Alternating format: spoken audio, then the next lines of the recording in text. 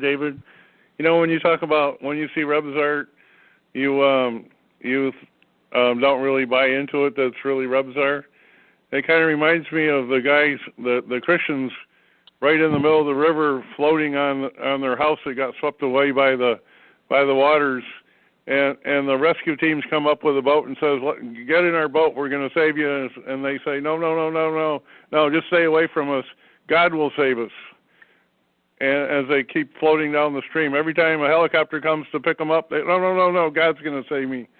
Well, when Rebus shows up and says, "Here I am, and I will show you what's real," you say, "Nope, I'm just a figment of your imagination." So maybe you should give Rebus a chance. No, let me put this in a completely different light. Maybe you'll understand it better. Forget about me for a second. Take somebody like Fakir Chand. Fakir Chand, who is a wonderful Shabbat yoga master, had all sorts of amazing visions. People would describe visions of him as well. So he's in meditation. He has a wonderful experience of his guru named Maharishi Shivbrat Lal. He sees the guru. The guru gives him all sorts of amazing instructions. But he gets stuck to that level, apparition to be real. When he doubts that apparition, however, instead of recoiling, given your analogy, he goes to the very next stage. So I'm going to put this in a completely different light. I'm not making the argument that when you see these things, they're not real and you're not having great... I grant that. But just the same way you guys are doubting this reality to get to the next stage, when you get to the next stage, and you can look at the Tibetan Book of the Dead to support this, then when you start to doubt that, then guess what happens? The next stage opens up. So the very skepticism that you have now is the same skepticism you should have, I would argue, there, not to dismiss it, but to get to the next level. At least that's the argument that Fakir Chand has presented. That's the argument of Advaita Vedanta. That's the Gnostic argument. In fact, that's the argument that Twitchell presents. If you look at the Tiger's Fang, for instance, his argument is that people got stuck to the first region because they believed it to be true. How did they get to the next stage? They doubted it. So they go to the next stage. The only argument I'm making. Well, I think that there's one other thing. I see what you're saying, but when I think that when we meet with the real guides, they're not visions. It's just as real as somebody coming up to our front door and knocking on the door, and we invite them in, and they're right there, big as life. I mean, these are not visions; these are real events, just at a different level. Let me ask you this: if you're having that experience, you said it's just as real as somebody coming to the door. Yes. If somebody did not believe in Rebus Artars, would they have the same experience? If he came to the door, if he knocked on the door. Well, let me give you an example. When you were in Eckankar, did you know that Rebus used to show up? First, I've never been a member of Eckankar. Oh, I thought you said you were. I've never a member. No, okay. I've never been a member of Eckankar. Well, that's a good thing. If you were there after Paul Twitchell, it's a good thing you never became a member. No, I was just the guy who investigated it. I've never been a member of the group.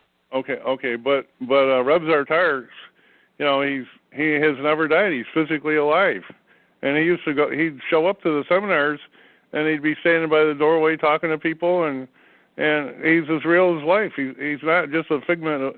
He's not just an imaginary character. It's not like Superman is imaginary. He's a real person, and he's still alive. He's alive and well. He travels around. I understand that, but again, not to be too skeptical, but let me just throw this out to you. Let's imagine we're at that Eckankar seminar, and let's imagine Rebus Artars shows up. Does everyone recognize him as Rebus Artars, or do only certain people recognize him as Rebus Artars? Do you understand what I'm asking? No, that is an excellent question. I think the people that know him would recognize him. If they didn't know who he was, they wouldn't recognize him.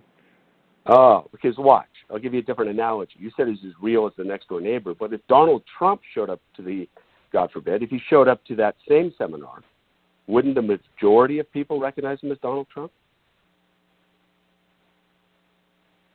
See, what I'm saying is believing has a lot to do with what you're interpreting. And I'm making the argument that the believing and the desire and the intention is really the modus operandi behind it. we tend to think it's Rebus Tars or Jesus or Guru Nanak or Charan Singh or Fakir Chand or whomever. The other argument, however, is we are the ones giving it the energy and the fuel and the power, not these characters. Because if Rebus Tars is like Donald Trump in the sense that he's objective, then why is it not everybody recognizing him? Well, I think I can answer that, because Rebus he's on a mission to help people. He's guiding people, and he has so many things to do that whenever somebody has the proper intent and wants to find out what is real, and they ask him, like, if you do the new you, and for 15 minutes, do that 15 or 20 minutes in the morning, do it 15 minutes at night before you go to bed, and do that for about a month to show your intent that you really, really want to find out if Rebus is real, and ask him to show you what's real. And once you are willing to accept him coming into your life to show you what is real, he will show what's real, and there will be no doubt in your mind. I mean, it will be so real, it'll be like somebody slapping you in the face. He will get your attention, and you will know it's real. I don't deny that may happen, but let's be really honest about that. If somebody was a Christian and told me the same thing, they would say that Jesus is just as real, or Guru Nanak, or I've heard gurus in India say the same thing. What I'm suggesting is there's nothing unique in this method of trying to get someone to show up. I mean, don't you think that Christians believe that, and Sikhs believe that, and Radhaswamis, and you understand what I'm saying? I'm not denying that doesn't happen. It's just saying that across the board is what people would say in any particular path. Do this chant enough, or do this mantra enough. Sure, and what you're saying, you're right. I believe that you're correct in that. That is true. What you're saying. If somebody believes in Jesus and they have their dream, they'll see Jesus in a dream. That I fully agree with that. But there's a difference between Jesus, who's stuck on one of the lower planes somewhere because of all his miracles he did. He's just stuck out there. He's not doing anything to help people. But the real guides are out there helping a lot of people, and they're not stuck anywhere. They're the real deal. But let's be honest. Doesn't everybody think that they have the real deal? I mean, if I talk to somebody, well, as a matter of fact, as a matter of fact, a lot of people believe what they believe based on false information. I have a book here in my house that was written around 1990. That if you did a Bible study and went through this book, by the time you got done reading this book and comparing it to what the Bible says, you would lay to match your Bible and you'd start banging yourself in the head, slapping yourself on the forehead and say, why in the world did I believe this my whole life when it's a bunch of crap?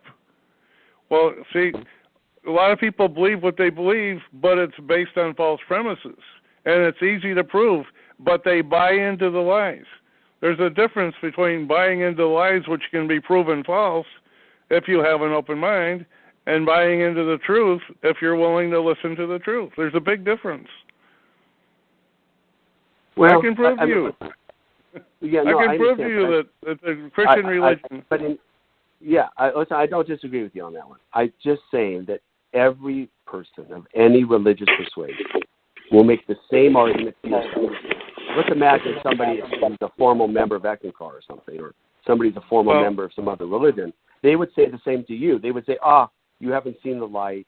You need to understand that Rebus Tars was a imaginary character of Twitchell, and if you read this book or did this, you would have a different view. That's all I'm saying. I'm not arguing that it's wrong. Everybody can have a different interpretation.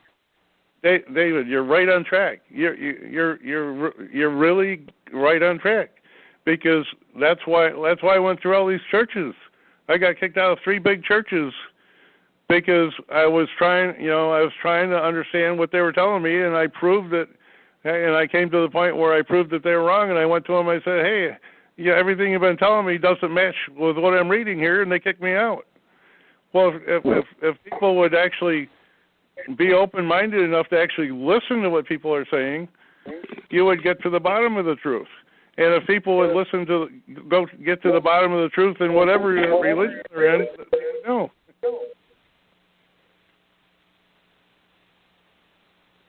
That's how we come to know the truth. A lot of us have to go through all these different scenarios.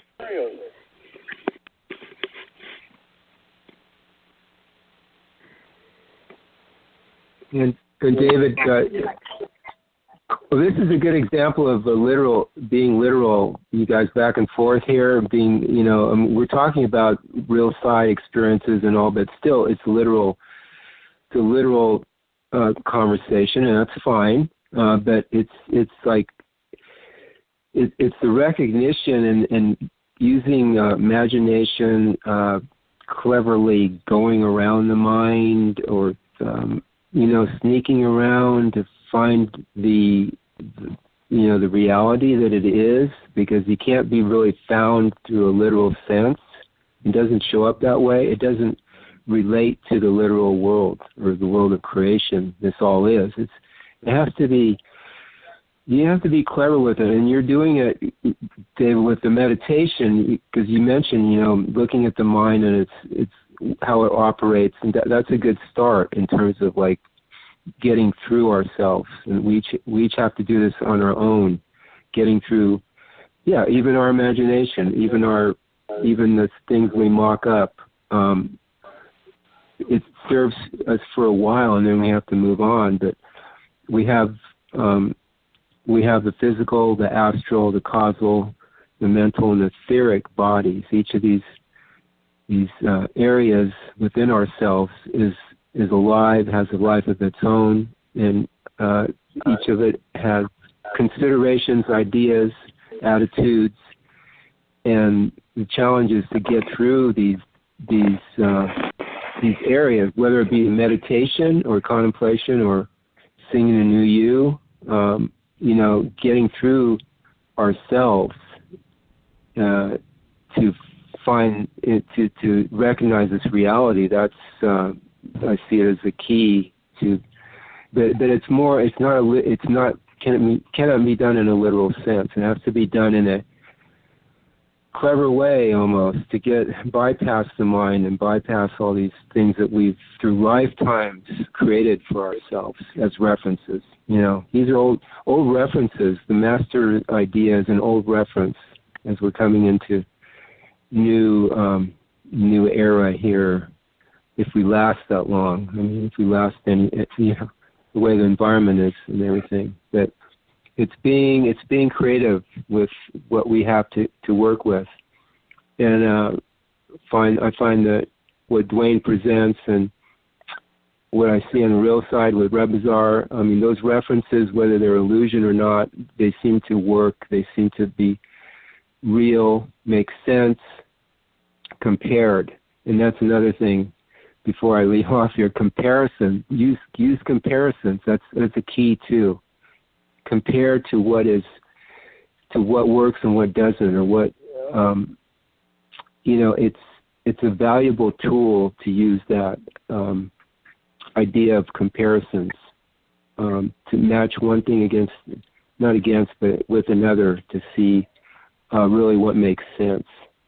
Hi, this is Henry Draper here. I just wanted to say this is really cool, Val, what you're sharing, because it's been fun listening to Bob and our guest here as well today, because their views are great and it's really fun to listen to. But what Val is saying is how you can see all these things from all this created stuff, but when you really compare it to what you can recognize of the true reality life is, which is these wonderful things like purity, sincerity, and gratitude, and then you compare that to all this created stuff and creation, all the different levels, or however you see the positive and negatives of creation, and magic and dimensions and all this stuff that goes on here in creation, or however you see it.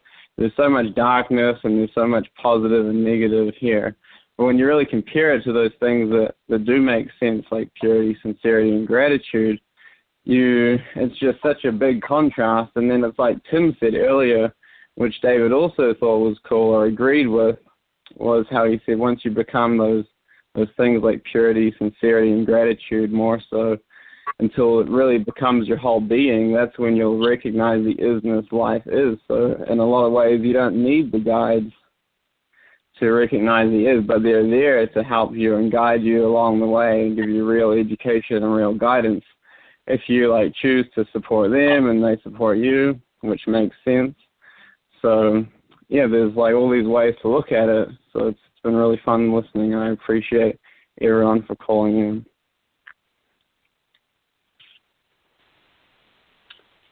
Thanks, Henry. And also, go ahead, Tim. Go.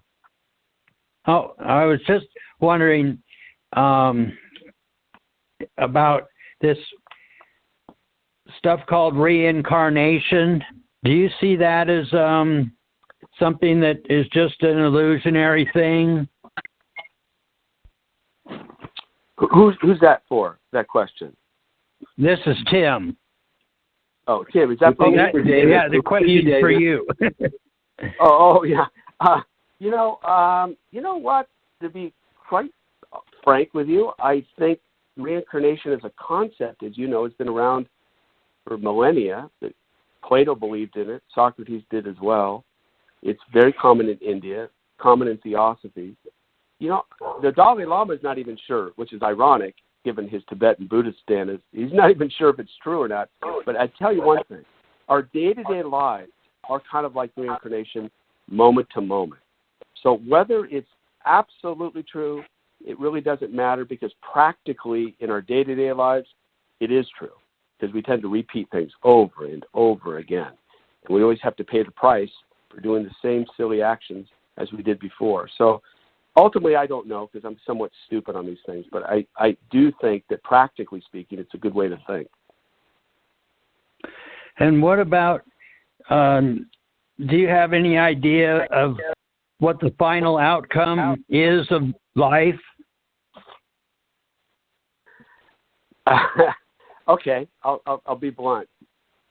I wish it was just when we died, we died. I wish that, because that would be the easiest solution. However, I suspect that the one thing that happens is that consciousness remains. And therefore, I always tell my students this, the scariest thing of all is not non-existence. The scariest thing of all is existing beyond the body and not knowing where you are. You guys have even mentioned that before, you know, when people are lost in some nether space. That's the scariest possibility, and yet I do think that, ironically, given my skepticism, I do think consciousness remains. That's my sense. So the way to look at it is like almost like a huge, the Indians call it a leela, a play. And the question is, how does this play end? I'm not absolutely certain, but it's an interesting play all the same.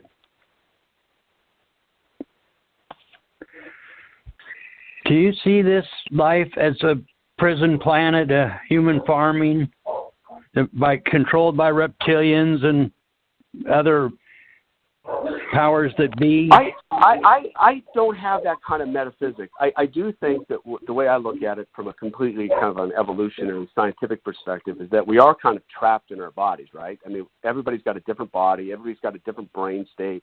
Everybody's been limited by our genetics before, you know, we were born. So we are kind of, in a weird way, prisons of our own kind of reality. Now, whether it's reptilian or whether it's Darwinian, I tend to side, as you could perhaps imagine, on the more scientific side. So I don't necessarily. But in both cases, let's get practical. In most cases, every one of us, 7 billion people on the planet, and apparently there's been 108 billion in our whole lifespan on Earth, we're kind of trapped in our bodies, and we all kind of know it. And we all kind of want to find ways out of it.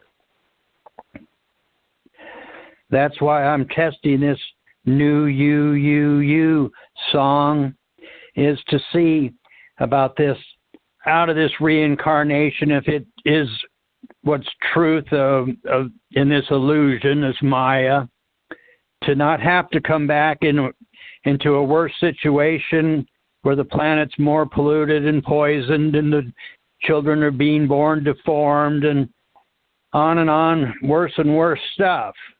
So that's just the way I'm attempting to. Yeah. No, what I like, can I just give you guys some kudos? What I like what you're doing, which makes a lot of sense to me, is that you're just taking a very practical method, like you just said. You said, I'm going to try this. And that's good. That's science, actually. Science is basically our ability to kind of guess, test it, experiment, see what happens.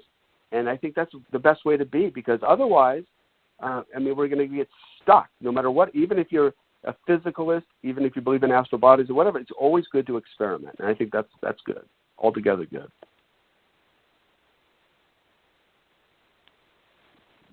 Okay. Does anybody else want to respond or comment that's listening right now? We're kind of near the end of the show.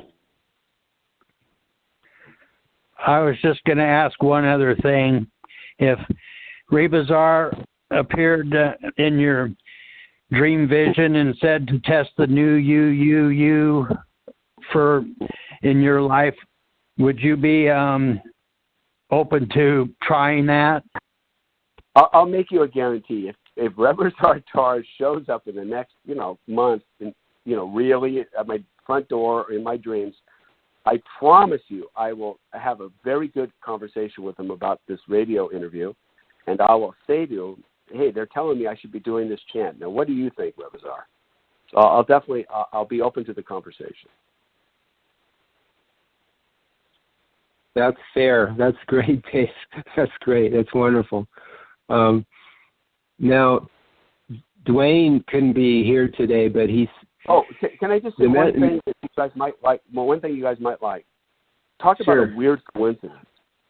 2 weeks ago, I was contacted by a reporter up in San Francisco to do a story on you guys.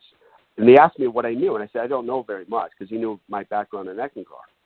And then, just as recently as you guys contacted me to be on your show. I find that a very interesting coincidence. What are the odds, right? That somebody out of the blue, some reporter from San Francisco, wants to do a story on you guys, and then all of a sudden you guys contact me. I thought that was very interesting. It's a nice coincidence. Yeah. Wow. Yeah, and Dwayne said that anytime you want to come and want to interview him, he'd be willing to find out more information. We can do another Blog Talk Radio, or you can do it over the phone or through Skype. Does Dwayne live in Huntington Beach or Newport or around this area? Yes. Oh, good. Okay, good. He's a surfer too, right? Right, correct? All his life. Yeah, since he was 15 years old, yeah. He won some contests too out here. That's great. Yes. That's wonderful. Yeah, well, tell him I say hi, and I tell him I appreciated the show. Everybody was very nice, very interesting conversation. I really appreciate it. Yeah, okay. And if you want to contact him, I'll give you his phone number on the Facebook Messenger, and you can ask more questions or talk to him. Hey, it was wonderful having you, Dave. Wonderful having you. Thanks, very guys. interesting. Thanks for talking to everybody. I really appreciate it. Really interesting. Thank you. Bye-bye. Okay, Dave. Goodbye. Thanks, everybody, for being on, and we'll see you a couple weeks on the Creative Literal side. Thanks, Bob, for your input, and everybody else who participated. See you. 2 weeks. Thank you, Val. Great show today. Okay.